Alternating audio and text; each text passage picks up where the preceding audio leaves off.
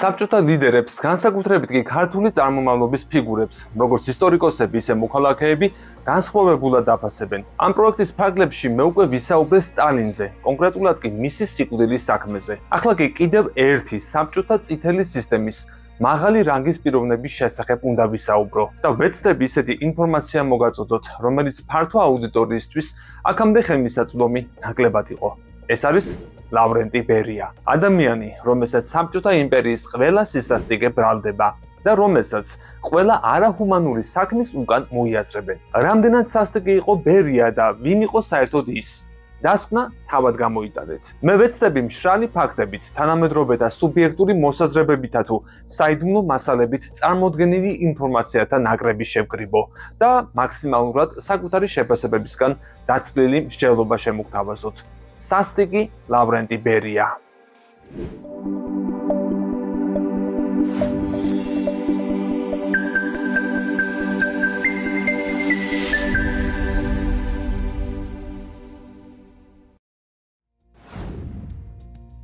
ამ ეპიზოდში, რა თქმა უნდა, ბერიას შესახებ სრულ საკითხებს ვერ მოვიცავ, თუმცა იმის წარმოსადგენად თუ ვინ იყო ლავრენტი ბერია, საკმარის ცნობებს მოგაწვდით. დავიწყოთ მოკლე ბიოგრაფიით. ის 1899 წლის 29 მარტს დაიბადა ქუთაისის გუბერნიის სოფელ მერხეულში, ღარიბი გლეხის ოჯახში. თუმცა მან შეძლო კარგი განათლების მიღება. განათლებით ის მშენებელ არქიტექტორი იყო. ახალგაზრდა ბერია შეუერთდა არალეგალურ მარქსისტულ წრეებს და რევოლუციის შემდეგ ქალაქის ბოლშევიკურ ორგანიზაციაში მუშაობდა. მალე ბაქოს რესპუბლიკა თურქულ-აზერბაიჯანული ჯარის თავდასხმის შემდეგ დაემხო. ამ მომენტიდან იწყება ბერიას ბიოგრაფიაში ყველაზე ბნელი ამბავი. ის გახდა მუსავატის, აზერბაიჯანის ოლქის დაზვერვის აგენტი. ბერიას თქმით, ის ორმაგ აგენტად მუშაობდა და ბოლშევიკების ამოცანას ასრულებდა. სხვა ვერსიით იგი უბრალოდ პროლეტარული რევოლუციის ტრების მხარეს გადავიდა. იალტის კონფერენციაზე რუზველტის კითხვას, ვინ არის ბერია, სტალინმა უპასუხა, ის ჩვენი ჰიმლერია. თუმცა ბერიას რეპრესიაში მონაწილეობის მასშტაბი კვლავ სადავოა. ჩვეულებრივ, რიგითი თუ არარიგითი მოქალაქეისათვის ლავრენტი ბერიას სახელის გაგონება მაშინვე ასოცირდება ჯალათთან, ინტრიგების დიდოსტატთან და მექალთანესთან, პარალელურად ატომური პროექტის ავტორთან. თუმცა არის რაღაცები, რის შესახებაც ზდუმს ისტორია. სანამ ცენტრალურ კომიტეტში დაიკავებდა თავის ადგილს, ბერიამ გრძელი და რეჟიმის მსახურებისათვის ერთგული გზა განვლო.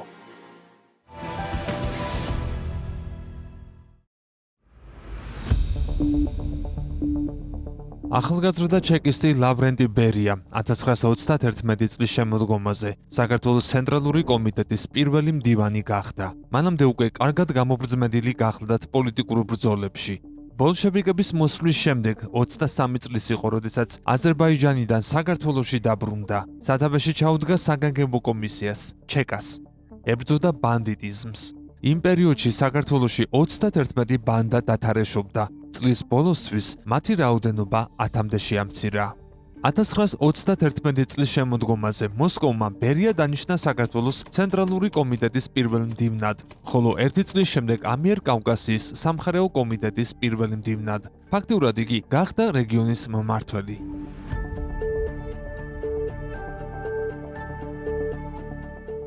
ბერიამ თამამი ნაბიჯების გადადგმა გადაწყვიტა, შეაჩერა კოლექტივიზაცია. შეეშვა კერძო მეურნეებსაც. სამაგეროდ კოლმეურნეობებში შეაჩერა სიმინდის და ხორბლის მოყვანა, რომელსაც ხეირი არაფერი მოჰქონდა და გააშენა ჩაი, ციტრუსები, თამბაქო და ყურძენი. აი აქ უკვე მსხვილმა სოფლის მეურნეობის საწარმოებმა გაამართლა 100%-ით. კოლმეურნეობები ისე სწრაფად გამდიდრდნენ, რომ გლეხები თვითონ საკუთარი ნებით ერთიანდებოდნენ მასში. ამის ერთ-ერთი მიზეზი იყო ისიც, რომ დაწესდა შესყიდვის მაღალი ფასები.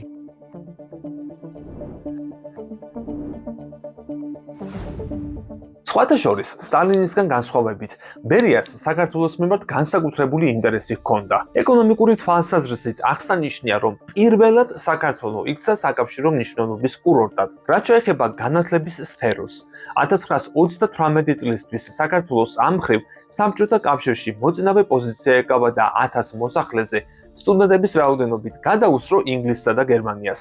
რა მოგახსენოთ განათლების ხარისხზე, მაგრამ სტუდენტების რაოდენობით ნამდვილად გაუსწრო ამ ორ ქვეყანას. ახლა კი მოკლედ გაგაცნობთ ბერიას მმართველობის დროს მის მიერ განხორციელებული პროექტების არასრულ ჩამონათვალს ამიერკავკასიაში. აღსანიშნავია, რომ ამ სიის შედგენის დროს წყაროდ გამოყენებულია დიდი საბჭოთა ენციკლოპედია. პირველი, ზაჰეს დაიმატა 4 მძლავრი ტურბინა, რის შემდეგაც 1938 წლიდან ზემო ავჭარის ელექტროსადგური სრული სიმძლავრით ამუშავდა. ასევე გაიხსნა ტყვარჩელის თბოელექტროსადგური. მეორე, 1940 წლისთვის საქართველოში სამრეწველო პროდუქციის მოცულობა 1913 წელთან შედარებით 10 ჯერ გაიზარდა, ხოლო სასოფლო-სამეურნეო წარმოება 2.5 ჯერ. მესამე, ჩადარდა ქვანახშირის მრეწველობის მოდერნიზაცია. ჭიათურის მანგანუმის მაღაროებში მადნის მოპოვება მექანიზებული გახდა. მეოთხე, გაიზარდა ნავთობის მოპოვება აზერბაიჯანში, დაიწყო კასპიის ზღვის შელფების ბურღვა. ბაქოში აშენდა ვაგონ-შემკეთებელი ქარხანა. მეხუთე, 1930-იანი წლების მეორე ნახევრიდან საქართველოში ნულიდან იწყება საავიაციო ინდუსტრიის მშენებლობა.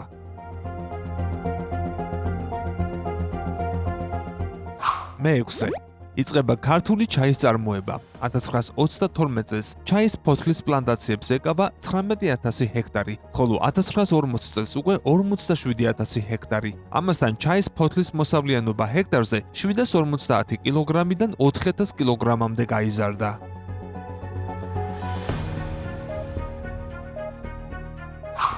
მეშვიდე, ბერიამ საქართველოს საკურორტო ზონად და გაერთიანებულ გამაჯანსაღებელ კურორტად აქცია.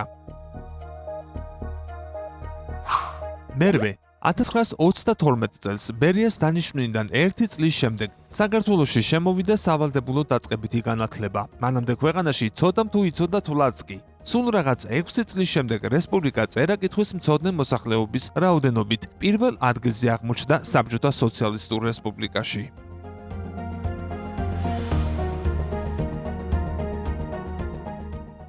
მეცხრე, საქართველოს რესპუბლიკაში ბერიას მეფობის დროს 20-მდე ინსტიტუტი და უნივერსიტეტი დაარსდა. სამხატვრო აკადემია, საინჟინრო, სარკინიგზო სასწავლებელი, სასოფლო-სამეურნეო ინსტიტუტი, სამედიცინო, ფარმაცევტული და სხვა. გაიხსნა პედაგოგიური უნივერსიტეტები გორში, ქუთაისში, სოხუმში, თეატრი ფოთში. მეფის ნაცვლის ყოფის სასახლეში რეკონსტრუქციის შემდეგ იხსნება პიონერთა და ოქტომბრელთა სასახლე, მოგვიანებით პიონერთა და მოსწავლეთა სასახლე.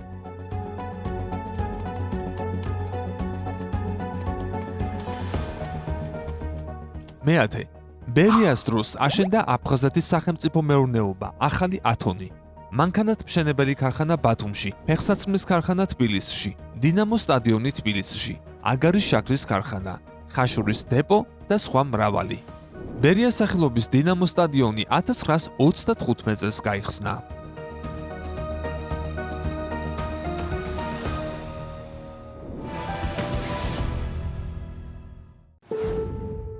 ასეთი წარმატებული და თავდადებული შრომისთვის სტალინმა 1938 წელს ბერია მოსკოვში გადაიყვანა. იგი საბჭოთა სოციალისტური რესპუბლიკის შინაგან საქმეთა სახალხო კომისარიატის პირველ მოადგილედ დაინიშნა. ეს უკვე სულ სხვა ისტორიაა. 1936-38 წლებში სტალინის უსასტიკესი მასშტაბური რეპრესიების პროცესი მიმდინარეობდა. ეგრეთ წოდებული ეჟიბშინა, რომლის დროსაც საბჭოთა რესპუბლიკებში ელიტის წარმომადგენლები, რომელიც რეჟიმს მტრად მიაჩნდა, სიკვდილით ან გადასახლებით დასაჯეს. დიდი ტერორის დაწყების დღე 1937 წლის 2 ივლისი ითვლება. ეგრეთ წოდებული ანტისაბჭოთა ელემენტების წინააღმდეგ მიმართული ოპერაციის პარალელურად სტალინმა დაიწყო ოპერაციები ეთნიკური ჯგუფების წინააღმდეგაც. მოგვიანებით ბერიას საბრალდებო დასკვნაში სტალინის რეპრესიების უპირობო აღსრულების ორგანიზება დაბრალდა. მის მიერ რეალურად ჩადენილ მძიმე დანაშაულებებთან ერთად ასევე დაბრალდა შეთითხნილი ბრალდებებიც. დიდი ბრიტანეთის სპეცსამსახურების აგენტობა და კონტრრევოლუციონერობა. ასეთია რაშიზმ, კომუნიზმისა და ყველა იმ პოლიტიკოსის ბედი, ვინც ასეთი ტიპის რეჟიმებს ემსახურება. ხდების საშუალება და არა ნაწილი, რომელიც გარკვეული დროის შემდეგ დაბრკოლება გახდება დაბრკოლებას კი იშორებენ. ბერიას უშუალო სისასტიკეებსა და საბჭოთა რეპრესიებზე ალტერნატიული ცნობებით ცალკე ეპიზოდის მომზადებას ვაპირებ. ეს მეტად საფრთხილო საკითხია, როდესაც ასეთი მასშტაბის საარქივო მასალებთან გვაქვს საქმე. ამიტომ მეც ყურადღება მმართებს. ახლა კი განმაგრძო ბერიას შესახებ ზოგადი წარმოდგენის შექმნას. აი, რას წერს ბერიაზე ჟურნალისტი, პუბლიცისტი და სამხედრო ისტორიკოსი ლევან დოლიძე, წიგნის ქართველი გენერლების ავტორი. 1942 წლის ზაფხული იყო ერთ-ერთი რთული პერიოდი საბჭოთა კავშირისთვის. გერმანელებმა მიაღწიეს არაერთ ბრწყინვალე გამარჯვებას. იმ დროისათვის ყირიმი და ხარკოვი ორჯერ გადავიდა ხელიდან ხელში. საბჭოთა ჯარისკაცების დიდი რაოდენობა ტყვედ ჩავარდა. ძალიან მძიმე ვითარება შეიქმნა სტალინგრადისა და კავკასიის მიმართულებით და 1942 წლის ზაფხულისთვის მტერი კავკასიის მთისწინეთს მიუახლოვდა. შემდეგ ფელდმარშალ ევალდ ფონ კლაისტის მეთაურობით გერმანელებმა გეზი, გლუხორის, სანჩარსკის და მამისონსკის უღელტეხილისკენ აიღეს. ახლა გუდაუთიდან თითქმის 20-25 კილომეტრში იდგნენ.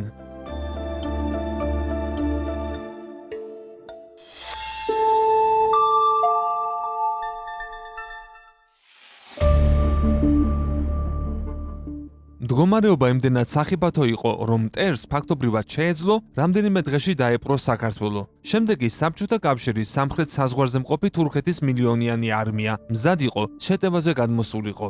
ის გადიოდა ირანის პლატოზე, ბაქოზე. ბაქო რომ აეღოთ, საბჭოთა კავშირის ნავთობის მარაგს წაართმევდნენ.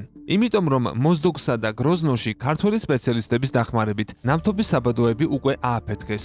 ამიტომ ჯარისთვის განკუთვნილი ნავთობის მიწოდება სრულიად შეუძლებელი გახდებოდა. ტანკები და თვითმფრინავები გაჩერდებოდნენ, ომში იქნებოდა სრული კრახი, რომელიც საბჭოთა კავშირის სრული დამარცხებით დამთავრდებოდა.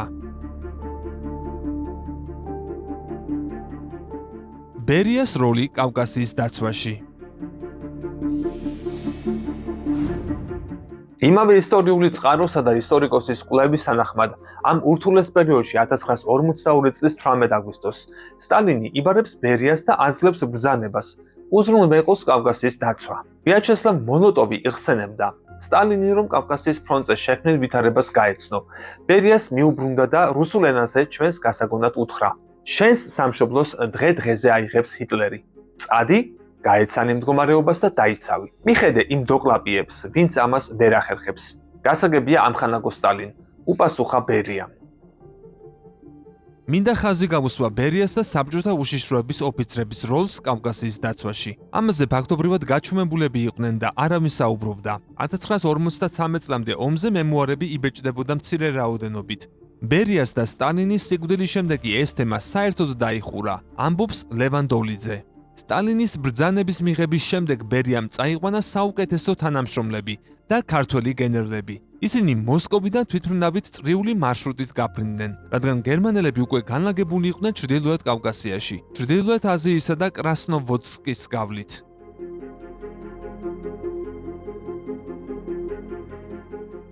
თბილისში ისინი ღამის 12 საათზე ჩავიდნენ და მათ უკვე დახვდათ ამიერკავკასიის რესპუბლიკების სამი პირველი მდივანი: საქართველოდან ჩარკვიანი, სომხეთიდან არუთიუნოვი და აზერბაიჯანიდან ბაგიროვი, ასევე გენერალი ტიულენევი. იმავე დღესვე საგანგებო თათბირი გაიმართა, რომელზეც გადაუდებელ ღონისძიებათა ოპერატიული გეგმა შეიმუშავეს. კანდიდ ჩარკვიანი იხსენებდა: საგანგებო დავალებები რომ მივიღეთ, ბერია 4 დღით გაუჩინარდა და არავინ იცოდა სად იმყოფებოდა. მოგვიანებით კი გავიგეთ, რომ ბერია მონადირის სამოსში გამოწყობილი სამიოდე ადიუტანტთან და სერგო ბერიასთან ერთად სვანეთში იყო ასული და იქაურ მოსახლეობას ხვდებოდა. ბერიამ მთელი სვანეთის მოსახლეობის მობილიზება განახორციელა. შექმნა სვანური ბატალიონები, შეაიარაღა ისინი და საჭირო პროდუქტებითაც კი მოამარაგა. აგრეთვე დააწესა ფულადი ჯილდოები ფაშისტების განადგურებისთვის და სვანებმა ღირსეულად დაიცვეს თავისი სამშობლო.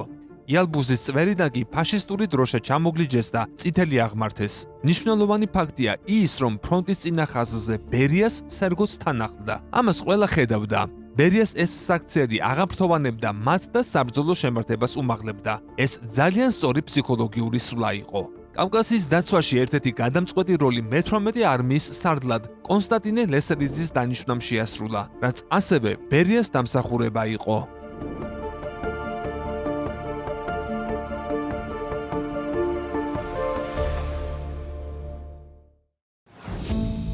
ჯერ კიდევ 1938 წელს მოსკოვში გადაყვანის შემდეგ ბერიამ შექმნა სპეციალური სნაიპერული ჯგუფები NKVD ჯარებსა და სასაზღვრო ჯარებში. საქართველოში თითქმის ყოველ დღე კავკასიის დაცვის დროს 100-200 ჯაშუსსა და დივერსატს აკავებდნენ. მაშინ გამოიცა ცნობილი ბრძანება 227.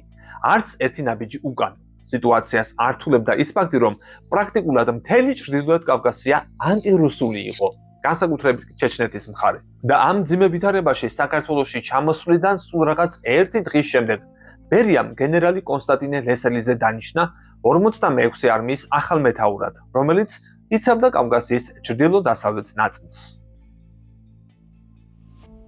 განხორციელდა ქმედებები, რათა გერმანელებს არ შეეღწიათ ფოცსა და ბათუმში, ნოვოროსიისკის გავლით, როგორც ეს იყო დაგეგმილი. ასევე მიღებულია ზომები კავკასიონის ქედის უღელტეხილებისა და გადასასვლელების დასაცავად. ლესელიძის შტაბის უფროსი იყო პოლკოვნიკი, შემდეგ კი გენერალი მიხეილ მიქელაძე. სხვათა შორის მანამდე ლესელიძე მეთაურობდა 50-ათი არმიის არტილერიას, რომელიც ტულას იცავდა. შემდეგ ის მეთაურობდა 57 და მე-18 არმიებს და რომ არა მისი ტრაგიკული სიკვდილი ლესელიძეს შეეძლო გამხდარიყო ფრონტის მეთაური და მარშალი. იმდენად დიდი იყო მისი ნიჭი. დასძინა დოლიძემ. ლავრენტი ბერია კი მხოლოდ მაშინ დაბრუნდა მოსკოვში, როდესაც კავკასიაში საფრთხე სრულად იყო განეიტრალებული.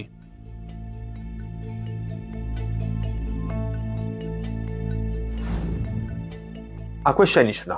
არ უნდა აგვერიოს და ბერია გმირად და პროქართველად ამ ფაქტის გამო არ უნდა შევრაცხოთ, რადგან მან დაიცვა არა სუვერენული საქართველო, როგორც ცალკე აღებული დამოუკიდებელი ქვეყანა, არამედ საბჭოთა საქართველო, იგივე დიდი იმპერიის გუბერნია. ანუ აქ მის მშობლიურ ქვეყანაში მან სინამდვილეში დაიცვა საბჭოთა რეჟიმი. შეინარჩუნა კომუნისტური ძალაუფლება, რომელიც ამ ქვეყანაში 1921 წელს არა ნებაყოფლობით, არამედ ომითა და რუსული სასტიკი წითელი არმიის მხრიდან ქართველთა სისხლისღვრით დამყარდა. რაც შეეხება ბერიას, პერსონალურ ტიპოლოგიურ ფსიქოსახეს, ძალიან საინტერესო ფაქტი გახდა ცნობილი. სტუმრებს აიძულებდა წიწაკა ეჭამათ და ამით კმაყოფილი იცინოდა. ცოცხალი მოწმის მოგონებები ბერიაზე. ნამი მიქოიანი არა მარტო იმ ეპოქის მომსწრე არის, არამედ საქართველოსა და სომხეთის პარტიული ლიდერების ქალიშვილი და დისშვილი, ანასტას მიქოიანის რძალი. იგი მრავალი წლის განმავლობაში ცხოვრობდა იმათ შორის, ვისაც ქვეყნის ბედი იყო დამოკიდებული და არც თუ იშვიათად მთელი მსოფლიოს ბედიც. ლავრენტი ბერია ნამის ალერსით პროფესორს უწოდებდა და ბაიდარით ასეირნებდა, ხოლო სტალინი მას ანდობდა საკუთარ ქალიშვილ სვეტლანას. ნამი ცოლად გაჰყვა ანასტას მიქოიანის ვაჟს, რის შემდეგაც კრემლის ვიწრო წრეში მოხვდა. იცნობდა ხრუშჩოვს, ბრეჟნევს, ანდროპოვს, გორბაჩოვს, ელცინს. საინტერესოა მისი მოსაზრება ბერიაზე, ნაწყვეტი ინტერვიუდან, სადაც ის ლავრენტი ბერიაზე საუბრობს.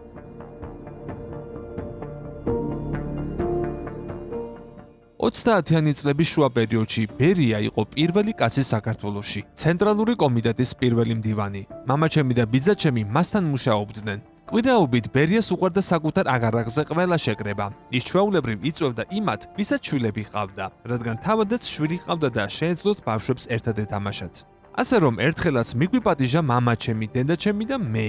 მოგვიანებით მიიწვია ბიძაჩემი, მამიდაჩემი და მე. ვითამაშეთ ფრენბურთი, ბილიარდი.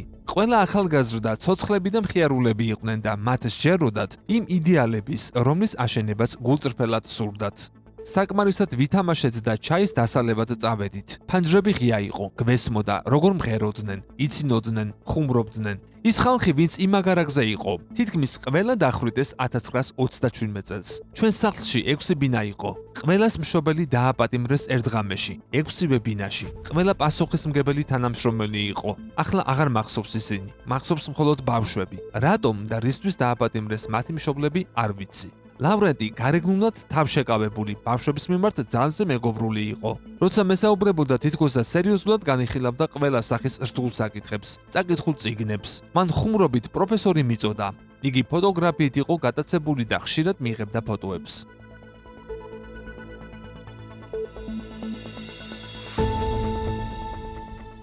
ბერიას უყვარდა სტუმრები.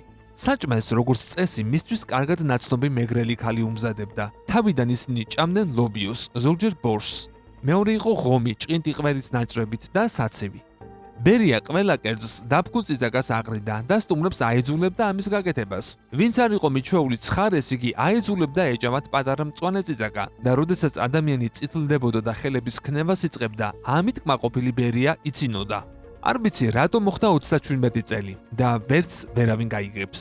იგი იმით დაიწყო, რომ ახალი სიტყვები გამოჩნდა. დააპატიმრეს მავნებლობა, ტრული. ამ რეპრესიებში ჩემი ოჯახიც მოხვა. ოღონდ დღემდე არ ვიცით რატომ. მოგვიანებით გავარკვიე, რომ საქართველოს პარტიის ცენტრალური კომიტეტის ბიუროს ხდომაზე ბერიამ მამაჩემი სამსახურიდან იმიტომ გაათავისუფლა, რომ ბოლშევიკური პარტია მას აღარ ენდობოდა. ეს საკმარისი იყო. ეს რასაც ნიშნავდა ყველამ კარგად იცოდა. ამიტომ სისტემას მამამ დაასრო და თავი თავადვე მოიკლა.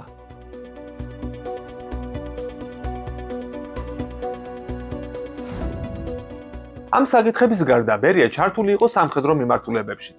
კერძოდ, ატომური იარაღის შექმნის საიდუმლო პროექტებში. რუსულმა ატომურმა კორპორაციამ როსატომმა პირველად ოფიციალურ ვებსაიტზე გამოაქვეყნა უნიკალური დოკუმენტი, გრიფით სრულიად საიდუმლოდ, რომელიც ბირთვული ინდუსტრიის მშენებლობის ისტორიას შეეხება. წერილი ეკუთვნის საბჭოთა სისტემის მინისტრთა საბჭოსთან არსებული პირველი მთავარი სამმართველოს ხელმძღვანელს, ბორის ვანიკოვს. ადრესატი კი მინისტრთა საბჭოსთან არსებული სპეციალური კომიტეტის ხელმძღვანელია, რომელიც სპეციალურად შეიქმნა ლავრენტი ბერიასთვის საბჭოთა კავშირში ატომური პროექტის მენეჯმენტის განსახორციელებლად. აქვე ვიტყვი, რომ ლავრენტი ბერია ხელმძღვანელობდა ბირთვული იარაღის წარმოებას. პროექტის დაწყებიდან რამდენიმე წელიწადში 1959 წლის 29 აგვისტოს სემიპალატინსკში პირველი საბჭოთა ატომური ბომბი წარმატებით გამოიცადა.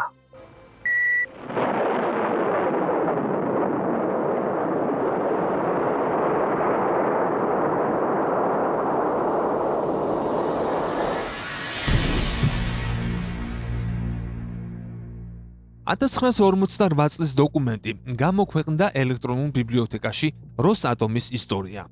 დოკუმენტში ბორის ვანიკოვი ლავრენტი ბერიას მიმართავს წინადადებით ატომური ბომბების მასალების წარმოებისათვის ახალი საწარმოს აშენების შესახებ. კერძოდ, ის რომ უკვე 1951 წლისთვის საბჭოთა კავშირში წარმოიქმნა ბუნებრივი მეტალური ურანის ნაკლებობა.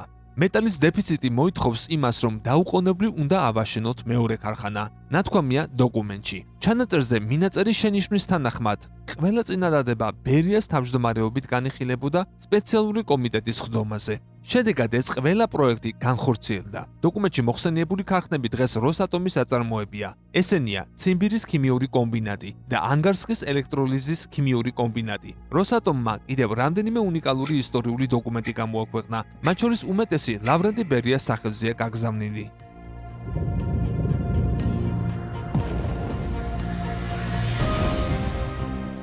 საინტერესოა ბერიას დაკავების ეპიზოდიც.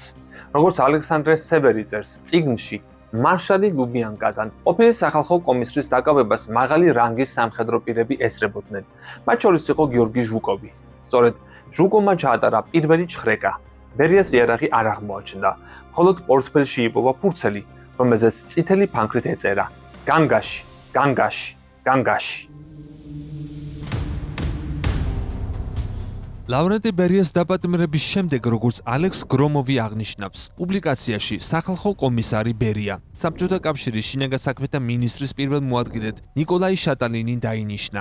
მას დაევალა მინისტრთა საბჭოში ბერიას კაბინეტში ჩხრეკა. გრომოვის თქმით, ოფისში აღმოაჩინეს 11 წყვილი, უცხოური ქალის წინდა, ქალის 7 აბრეშუმის ტრიკო, ქალის ბლუზები, თამსაფრები, ქსოვლის ნაჭრები და ოფისისთვის უჩვეულო სხვა ნივთები. ამის გარდა, როგორც შატალინი ამტკიცებდა, იქ ქალების მიერ გამოგზავნილი ინტიმური შინაარსის უამრავი წერილიც იქნა ნაპოვნი.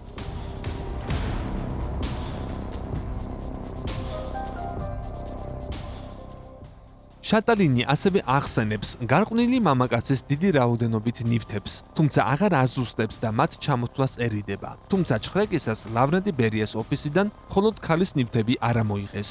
მაგალითად, ტომილინას და არტიზოვის წიგნის ნიკიტა სერგეევიჩ ხრუშჩოვის მიხედვით, თავად ხრუშჩოვი ამტკიცებდა, რომ ბერიას ერთ-ერთი სეიფი ობლიგაციებით იყო სავსე. ამ ობლიგაციების ნაწილი დაკავებულს არ ეკუთვნოდა. სამარაუდოდ, ბერიას ქვეშემრდომებმა სხვა თანამშრომლების სეიფებიდან ფარული შემოწმების დროს ამოიღეს.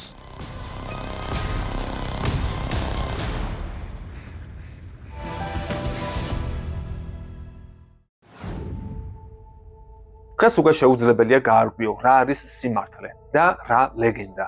მით უმეტეს ყველასათვის ცნობილია, რომ ხრუშჩოვის დროს ბევრი დოკუმენტი ბერიას გარშემო განადგურდა. თუმცა ყველაზე საინტერესო მაინც ისაა, რომ ლეგენდის მიხედვით, როგორც პროფესორი ოლეგ დონკსიხი წერს, სხვა საბუთებთან ერთად ბერია სეიფში იპოვეს გეგმაც, რომლის მიხედვითაც საქართველოს უნდა დაბრუნებოდა თავისი ძირძველი ისტორიული მიწები, რომელიც თურქეთს აქვს მიტაცებული.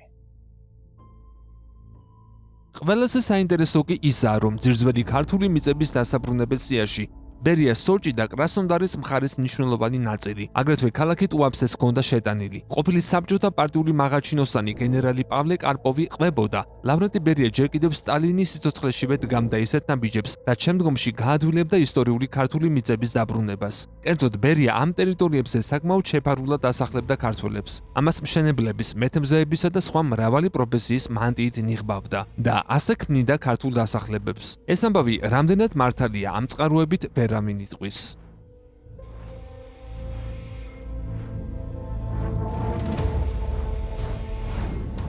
ახლა სტალინის გარდაცვალებისა და ბერიას დაპატიმრებისა და დახვრეტის ნაწილსაც შევეხები მოკლედ. კვლევარებს ბევრი კითხვა უჩნდებათ, როდესაც სტალინის იმ ბოლო ბრძანებას განიხილავენ, რომელიც მან საკუთარი დაცვის წევრებს მისცა. სავარაუდო ბრძანების თანახმად მან დაცვის წევრებს უბრძანა დაეტოვებინათ მისი საძინებლის ტერიტორია და დაესვენათ. ეს გახლდათ ატიპიური საქციელი ისეთი ლიდერისგან, რომელსაც ყველაფერში წესრიგი უყვარდა. თან ის იყო სამხედრო ფიგურა, ამიტომ ასეთი დავალება დანაშაულიც კი იყო სამხედრო დოქტრინის წინაშე. სამხედრო პირები ვალდებული იყვნენ ეყარაულად მანამ, სანამ სტალინს ტკბილად ეძინებოდა, ან იქნებ არც ისე მშვიდად.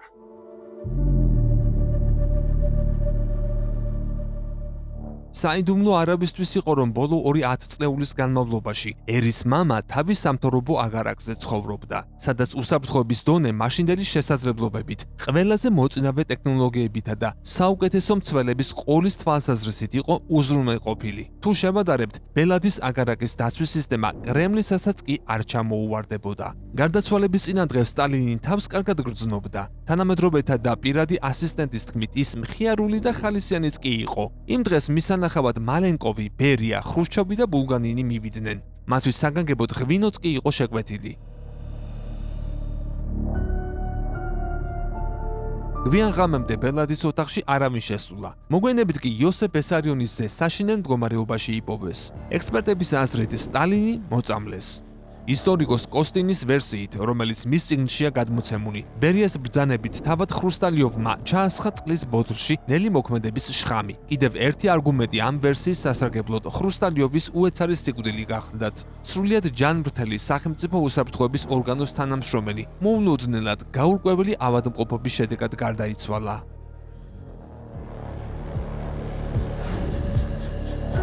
სტალინის ბუნდოვანი გარდაცვალებიდან მალევე მოხდება ბერიას დაპატიმრებაც. 1953 წლის 26 ივნისს ნიკიტა ხრუშჩოვი და მისი მომხრეები ლავრენტი ბერიას აპატიმრებენ და ოფიციალური ვერსიით ციხეში გადახავთ. ასევე ოფიციალური ვერსიით ის გასამართლების შემდეგ დეკემბერში დახვრიტეს. თუმცა მაშინვე გაჩნდა ეჭვი, რომ ბერიას ციხემდე არც მიუღწევია და ადგილზევე გამოასალმეს სიცოცხლეს. იმის მიუხედავად, რომ 70 წელი გავიდა, დღემდე არავინ იცის ზუსტად რა მოხდა 1953 წლის ზაფხულში.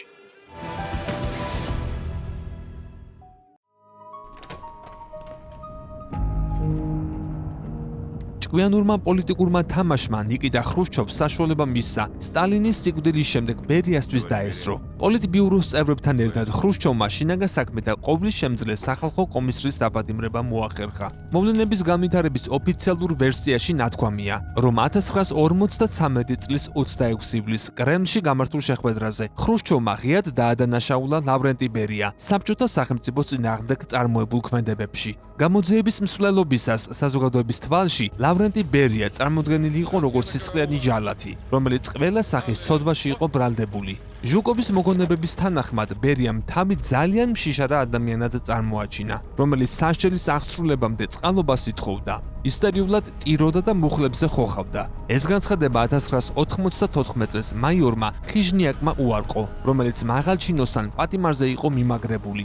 მოსკოვის საჰაერო თავდაცვის ოლქის შტაბის კომენდანტმა განაცხადა, რომ ბერია იყო მშვიდი, ფერმკრთალი და თავშეკავებული. ოფიციალური ინფორმაციით და გადმოცემითაც, ლავრენტი ბერია საჰერო თავდაცვის სამინისტროს შტაბის ბუნკერში ქვეყნის გენერალური პროკურორის რუდენკოს თვალწინ დახვრიტეს. ღამე მისი სხეული ერთ-ერთ კრემატორიუმში დაწვეს. ფერფლი კი მდინარე მოსკვაზე მიაბნიეს. საქმეში დაკავებულ სახალხო კომისრის თითის ანაბეჭდებიც კი არ არის. დაკავების მოწმეთა ჩვენებებს ბევრი შეუსაბამობა ახლავს თან. სისხლის სამართლის საპროცესო კოდექსის დარღვევით მრავალი საგამოძიებო და სასამართლო დოკუმენტაცია შედგა. მთლიანობაში ლავრენტი ბერიას დაკავებისა და ლიკვიდაციის მთელი პროცედურა უფრო პოლიტიკურ შეთქმულებას ჰგავდა, ვიდრე დამნაშავის ფორმალურ სასამართლო პროცესს. შესაძლოა ოფიციალური სასამართლო პროცესი საერთოდაც არ გამართულა. ამ აზრს ლავრენტი ბერიას ვაჟი სერგო და სტალინის ქალიშვილი სვეტლანა ალილუევაც იზიარებდნენ. დღემდე არ არსებობს სასამართლო პროცესიდან არც ერთი ფოტო. ალტერნატიული ვერსია კი ვარაუდობს, რომ ბერიას ლიკვიდირება დაკავების დროს მისსავე სახლში მოხდა და არა კრემლის სათათბირო ოთახში გამართულ მინისტრთა საბჭოს ხდომაზე. სავარაუდოდ სტალინის უახლოესმა თანამებრძოლმა სიკვდილამდე მხოლოდ ერთი სიტყვის თქმა მოახერხა: პირუტყვებო.